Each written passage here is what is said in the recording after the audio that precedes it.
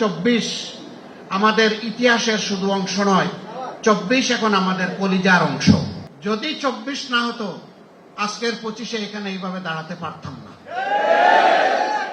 যদি 24 না হতো, আমরা যারা নির্বাচনের কথা বলছি, নির্বাচনের প্রস্তুতি নিচ্ছি, আমাদের মুখ দিয়ে নির্বাচন নামক কোন শব্দ বের হতো না। যদি 24 না হতো, আজকে ইলেকশন কমিশনের দায়িত্বপূর্ণ জায়গা থেকে মাননীয় প্রধান নির্বাচন কমিশনার যে বক্তব্য দিয়েছেন, তিনিও এই জায়গায় থাকতেন না।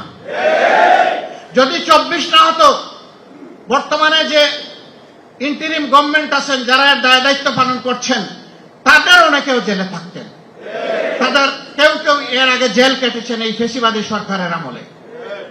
কারো স্বামী কিডন্যাপ হয়েছেন, তারাও আমাদের মতো মজলুম, তাদের প্রতিও আমাদের সম্মানবোধ আছে।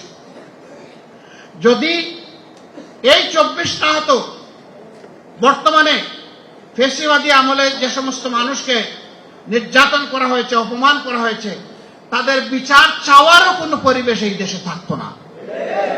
সুতরাং 24 আমাদের ইতিহাসের শুধু অংশ নয়, 24 এখন আমাদের কলিজার অংশ।